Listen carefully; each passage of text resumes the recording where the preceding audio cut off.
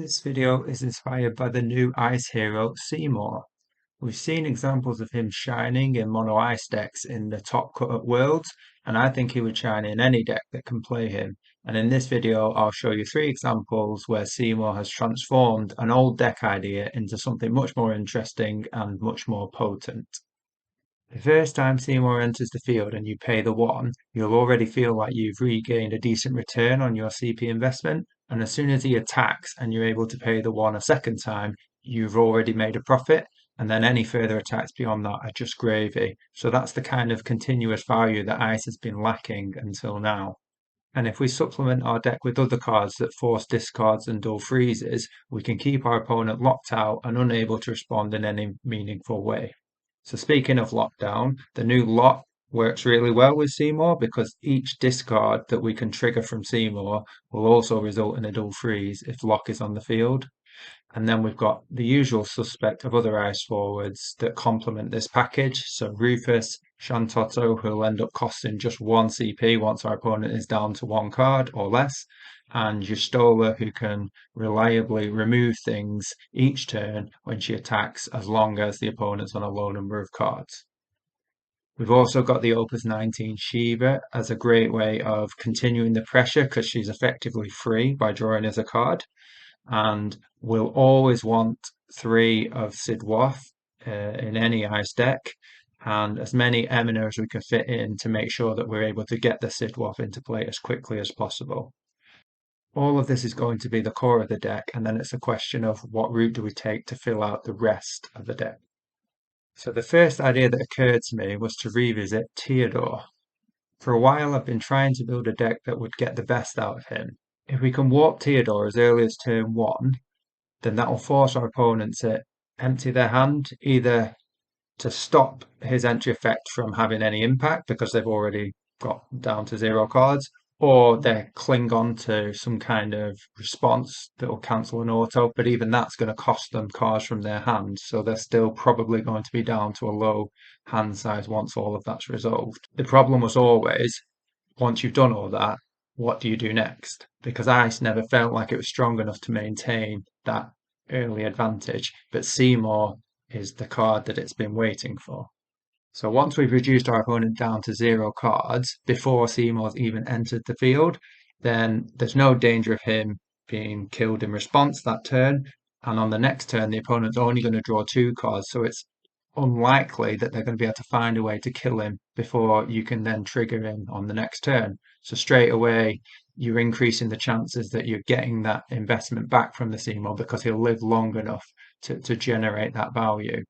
So how are we going to walk Theodore as early as possible? Well, obviously we've got your sail that searches any ice forward. And after that, there are 2 other backups that will search him in different elements and that will only cost 2 CP effectively on turn 1. So we've got Sid in wind and Larsa in water.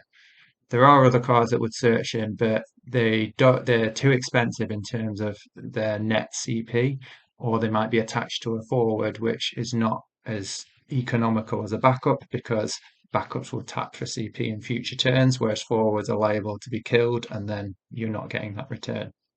So the first 2 decks I'm going to show you is one with a wind element and one with a water element.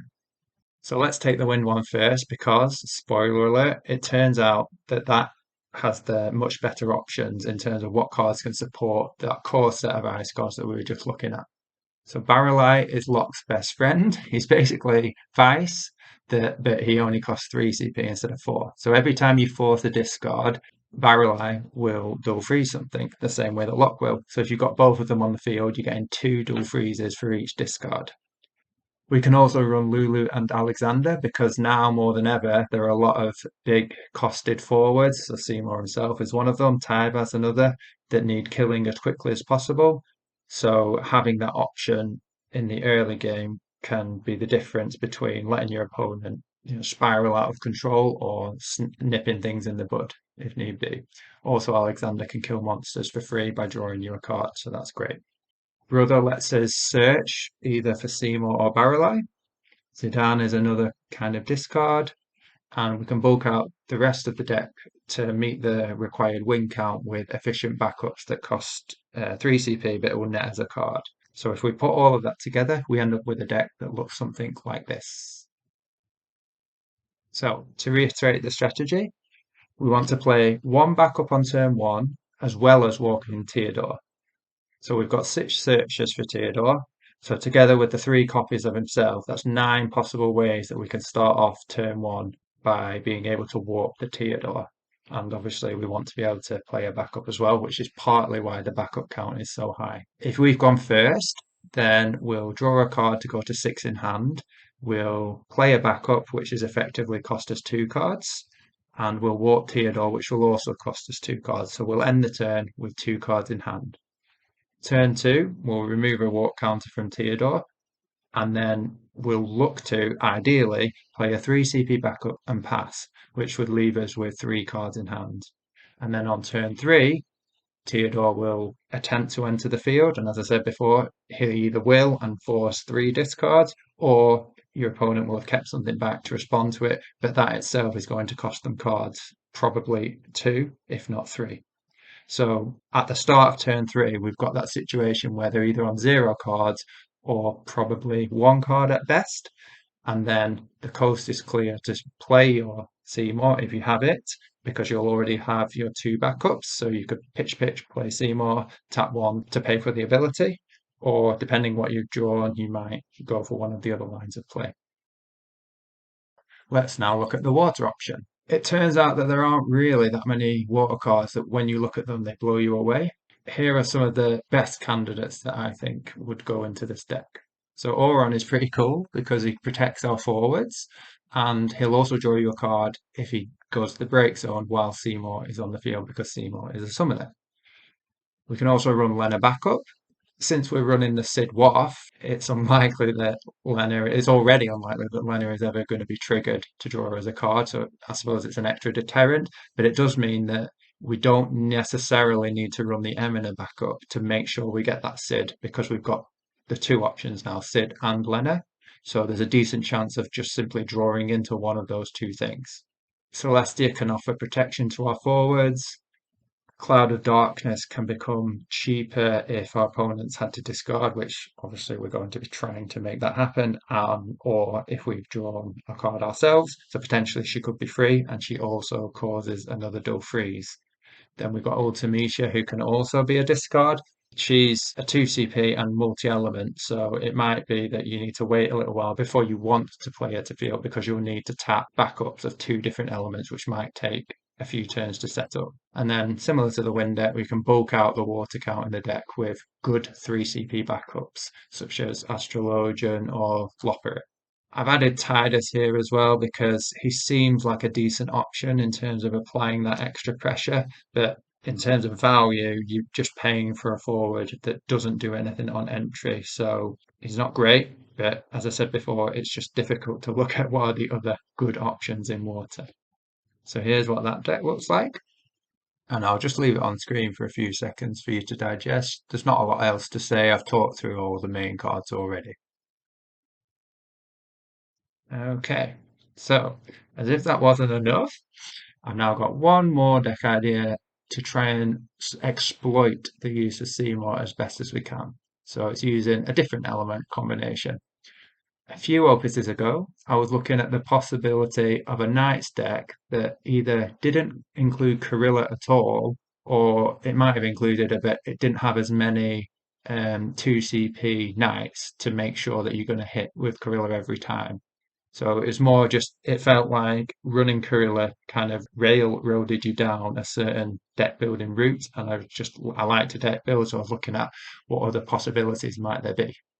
So I like the idea of being able to play backups that are knights while Laswell is on the field that will then trigger a dual freeze.